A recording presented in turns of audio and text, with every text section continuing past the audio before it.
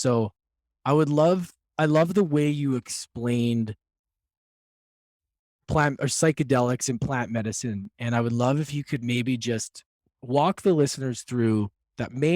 There's a lot of beginners in this space that are listening on here. So I would love if you could kind of walk us through why psychedelics are so powerful, and maybe speak to ayahuasca and why you guys have decided to use them in your life and how they've sort of helped you. If that's, I know it's a bit of a loaded question, but I would just love if you could speak to that, Azrya, because I think you did a great job with kind of, even when I was listening to it, I was like, man, I wish I could explain it like that. The experience that it was the way you said it was so great. And I think a lot of listeners could get value from it. Yeah, so there's kind of two parts, I guess, to start distinguishing between like a psychedelic in a more recreational sense and then like a ceremonial plant medicine experience. And there's a pretty big difference between the two. And both have value, by the way, and both are useful in different ways. Both have served us in our relationship. Sometimes the recreational LSD journey on the beach has been like the most magical healing experience, and it's what we needed. And both have shadows as well. So I think there's kind of a differentiation there. And a lot of it, always boils down to intention.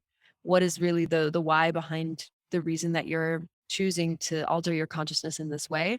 Psychedelics in the more recreational sense, like the LSD, in the MDMA kind of category, is the beauty of those medicines for us personally is that because they're synthetic, they're very predictable, I think, in how they show up in the body. So if I take either of those two examples, I kind of know I'm going to have a pretty predictable outcome. Of course, my energy, my intention, the surroundings, the people I'm with is going to affect the experience, but more or less it's going to be fairly consistent. Now, what's missing in that is because it's a synthetic compound and because it's so predictable, it's also missing some of the complexity and the nuance that like a plant medicine has, for example, where you have the whole plant intact. You have the whole, the DNA of the plant, the spirit of the plant, right? The lineage of the tradition that, for example, ayahuasca is held in. That also deeply affects your experience of the work. So my experience of working with ayahuasca or psilocybin, for example, is that because these are natural earth-based compounds, that are completely whole, still, and I'm kind of communing with them in that way, I can connect to a more nuanced and complex kind of personality behind the compound. So it's not just there's a molecule that I'm taking that's altering my consciousness, but I'm actually having a conversation with the personality or the spirit of this plant energy, which is a very different thing. And so there's a time and place for both. And I think that, you're seeing MDMA do really well in like PTSD studies and stuff is because it creates a very replicable kind of safe effect. If you're in the right container, it's going to open your heart. It's going to allow you to look at trauma in a way that you maybe wouldn't have been able to access before, right? And that can be very good for like a clinical. Ayahuasca specifically, which has been our main teacher, is much more on the unpredictable side. Like, as you know, no journey is ever the same, right? So we go in and we have an intention and we sort of just have to surrender to whatever is going to happen. And even though we can control certain things like who's serving the medicine, where does the medicine come from, how well prepared am I, how clean is my vessel, how pure is my intention, all of these things will affect your journey. At the end of the day, the medicine has the steering wheel and it's going to take you where it needs to take you. And sometimes it's going to take you into the heights of the most exquisite states of bliss. And sometimes it's going to thrust you into the bowels of hell, and force you to look at all the shit that you don't want to look at. Whatever the thing is, we deeply trust that the medicine knows better than we do and is going to give us always, what we need, not necessarily what we want. So yeah, so that's kind of like the distinction that I would kind of start the conversation with. And then for us, we integrated psychedelics and plant medicine into our relationship from the very beginning. If you read our book, it kicks off with a pretty intense psychedelic journey that really helped us The hook. within a couple of weeks. Yeah. Within a couple of weeks, it helped us really collapse and sort of annihilate all of the defense mechanisms and the boundaries and the fears that came up for us in the beginning when we first met. Because in the intensity of like falling in love with each other, there was also a lot of fear that got kicked to the surface.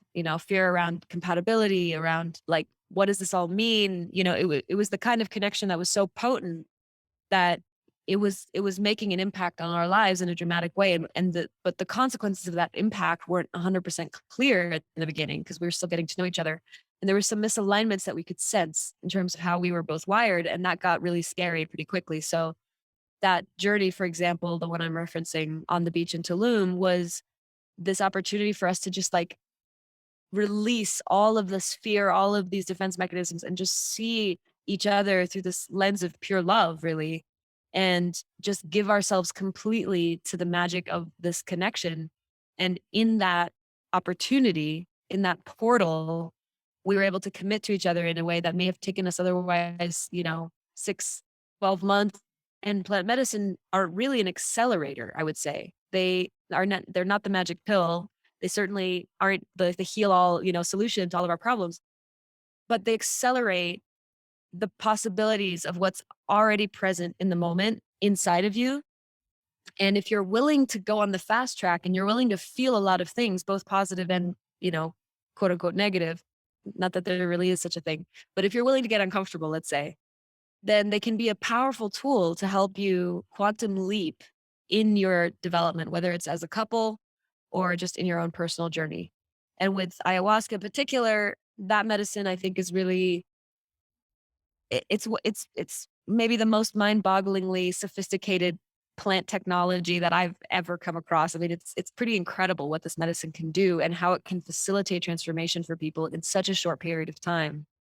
Also comes with, a higher risk factor, right? Like you're opening your consciousness in a way that can be really scary and confronting to a lot of people. And if you're not ready for that, it can also backfire. So we've done a lot of deep, deep, deep excavation with ayahuasca, and it's helped us pull back so many layers. It's helped us do shadow work at a subconscious level that just with the other tools that we had, we wouldn't have been able to access.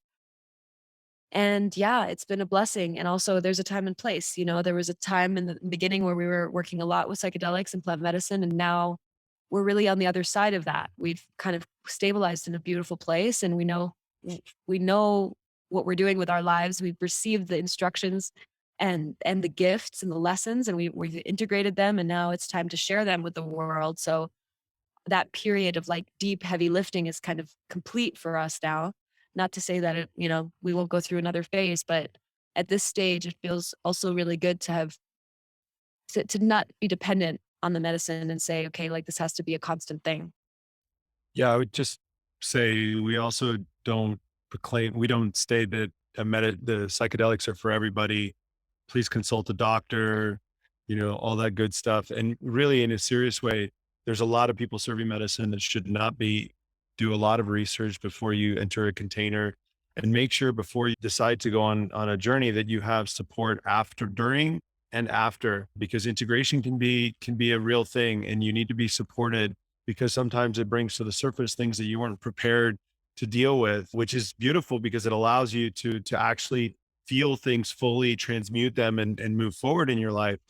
But it can be very uncomfortable. And so it's really important to have people in your life that have been there, have gone on this journey, can help hold your hand through this process because it can be intense. And, we've heard a lot of horror stories of people who've, gone to a ceremony in a container they didn't know, and then didn't know how to handle it after, didn't have a support team. So just invite everyone to be very intentional and cautious.